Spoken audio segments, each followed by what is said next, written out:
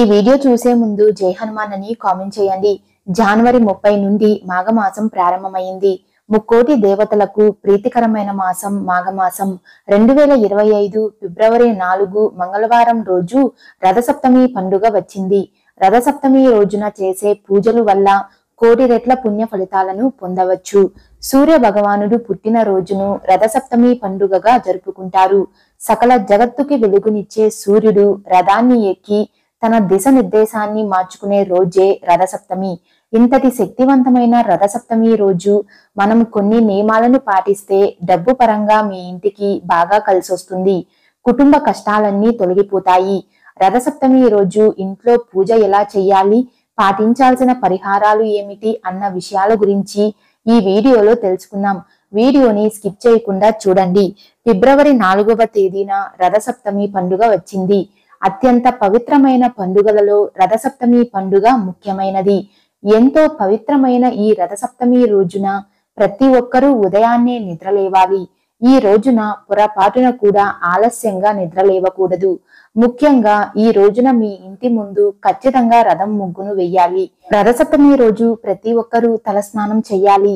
ఈ రోజున తలస్నానం చేస్తే మీ జాతకంలో ఉన్న అష్టదరిద్రాలు తొలగిపోయి మీకు అష్టైశ్వర్యాలు చేకూరుతాయి.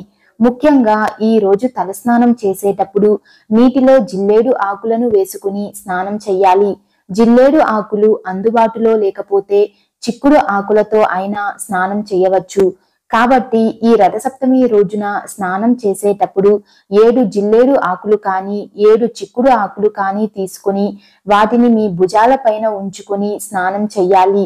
జిల్లేడు ఆకులను సూర్యుడి ప్రతీకగా భావిస్తారు. రథసప్తమి రోజున ఎవరైతే ఇలా చేస్తారో వారికి ఊహించలేనంత ఐశ్వర్యం లభిస్తుంది. అలాగే వీరి అదృష్టానికి తిరుగుండదు. పట్టిందల్లా బంగారం అవుతుంది. ఆరోగ్యపరంగా చూసుకుంటే జిల్లేడు ఆకులను ఒంటికి తగిలేలా ఉంచి స్నానం చేస్తే తడిచిన జిల్లేడు ఆకులోని ఔషధ గుణాలు మీ శరీరంలోకి ప్రవేశిస్తాయి. దీనివల్ల మీకు మంచి ఆరోగ్యం లభిస్తుంది. అంతేకాకుండా మీకున్న అనారోగ్య సమస్యలు అన్నీ తొలగిపోతాయి. రథసప్తమి రోజు ఉదయం ఇలా తలస్నానం చేసిన తరువాత నీటిలో ఒక ఎర్రటి పుష్పాన్ని వేసి సూర్య భగవానుడికి అర్ఘ్యం సమర్పించాలి. అర్ఘ్యం సమర్పించేటప్పుడు ఓం సూర్యాయ నమః అనే మంత్రాన్ని జపిస్తూ అర్ఘ్యం సమర్పించాలి. ఈ రోజున ఇలా ఎవరైతే చేస్తారో వారి జన్మ ధన్యమైనట్లే అని పండితులు చెబుతున్నారు. అలాగే మీ జీవితంలో ఉన్న కష్టాలన్నీ ఖచ్చితంగా తొలగిపోతాయి. సూర్య భగవానుడి ఆశీర్వాదం వల్ల మీకు మంచి రోజులు ప్రారంభమవుతాయి. రథసప్తమి రోజున చేసే పూజల వల్ల రెట్టింపు పుణ్యఫలం చేకూరుతుంది. కాబట్టి ఈ రథసప్తమి రోజు మీ పూజ గదిలో ఆవు నెయ్యితో దీపాన్ని వెలిగించండి. ఈ రోజు ఆవు నెయ్యితో దీపారాధన చేస్తే మీకు సకల సంపదలు సిద్ధిస్తాయి. ముఖ్యంగా ఈ రథసప్తమి రోజు ఇంట్లో ఖచ్చితంగా పాలు పొంగించాలి. ఇంట్లో పాలు పొంగించి ఆ పాలతో పరమాన్నాన్ని తయారు చేసి దేవుడికి నైవేద్యంగా సమర్పించాలి. కాబట్టి ఈ రథసప్తమి పండుగ రోజు పొయ్యిని శుభ్రంగా తుడిచి పసుపు రాసి కుంకుమ బొట్లు పెట్టి ఒక పువ్వును సమర్పించి ఆ పొయ్యి మీద ఆవు పాలను పొంగించండి. పొంగించిన పాలల్లో కొత్త బియ్యం, బెల్లం, కొంచెం నెయ్యి, యాలకులు వేసి పరమాన్నాన్ని తయారు చేయాలి. ఆ పరమాన్నాన్ని దేవుడికి నైవేద్యంగా సమర్పించేటప్పుడు చిక్కుడు ఆకు పైన పరమాన్నాన్ని పెట్టి దేవుడికి నైవేద్యంగా సమర్పించి మీ మనసులో ఏది కోరుకుంటే ఆ కోరిక ఖచ్చితంగా నెరవేరుతుంది అని పండితులు చెబుతున్నారు. అలాగే ఆయుర్వేద గ్రంథాల ప్రకారం చిక్కుడు ఆకు మీద వేడి వేడి పరమాన్నాన్ని పెట్టడం వల్ల ఆ ఆకులోని ఔషధ గుణాలు పరమాన్నంలోకి చేరుతాయి. ఈ నైవేద్యాన్ని మన కుటుంబం అంతా స్వీకరించడం వల్ల ఎలాంటి అనారోగ్య సమస్యలు రాకుండా జీవితాంతం ఆరోగ్యంగా ఉంటారు. చిక్కుడు ఆకులు అందుబాటులో లేకపోతే తమలపాకు మీద అయినా నైవేద్యాన్ని దేవుడికి సమర్పించవచ్చు. రథసప్తమి రోజున ఇంట్లో పూజ చేసేటప్పుడు ఎరుపు రంగు పూలతో దేవుడిని పూజించాలి. సూర్యుడు జన్మించిన రథసప్తమి రోజు ఆదిత్యాయ నమః అనే మంత్రాన్ని 108 సార్లు జపిస్తే మీ జాతకంలో ఉన్న దోషాలు అన్నీ తొలగిపోయి మీకు అదృష్టం కలిసొస్తుంది.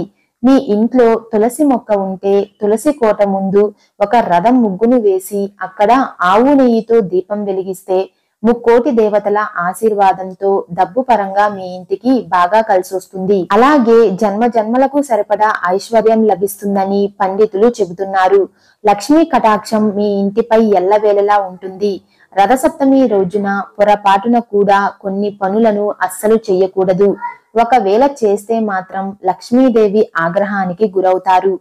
రథసప్తమి రోజున ఉప్పును అస్సలు తినకూడదు. ఈ రోజున ఉప్పును తింటే జాతక దోషాలు ఏర్పడతాయని శాస్త్రాలు చెబుతున్నాయి. అలాగే ఈ రోజున ఎవరిపైన కోపం చూపించకూడదు. వివాదాలకు దూరంగా ఉండాలి. ముఖ్యంగా ఈ రోజున మాంసాహారానికి మద్యానికి దూరంగా ఉండాలి. రథసప్తమి రోజున భార్యాభర్తలు గొడవలు పెట్టుకోకూడదు. ఒకవేళ ఇలా చేస్తే పేదరికానికి దారితీస్తుంది. అలాగే మధ్యాహ్న సమయంలో నిద్రించకూడదు. ఈ రథసప్తమి రోజు సాయంత్రం సమయంలో శివాలయానికి వెళ్లి శివుడిని దర్శించుకుంటే మీకు ఆ శివయ్య అనుగ్రహం తప్పక లభిస్తుంది. అన్నిటికన్నా ముఖ్యంగా ఈ రథసప్తమి రోజున మీ ఇంట్లో సూర్య యంత్రాన్ని పెట్టుకుంటే చాలా మంచిది. ఇంట్లో ఎలాంటి కష్టాలు లేకుండా ఉంటాయి. ఈ రథసప్తమి రోజున ఆదిత్య హృదయాన్ని చదివితే చాలా మంచిది. ఎవరైతే ఈ రోజున ఆదిత్య హృదయం జపిస్తారో అలాంటి కుటుంబానికి తరతరాలకు తరగని ఐశ్వర్యం లభిస్తుంది.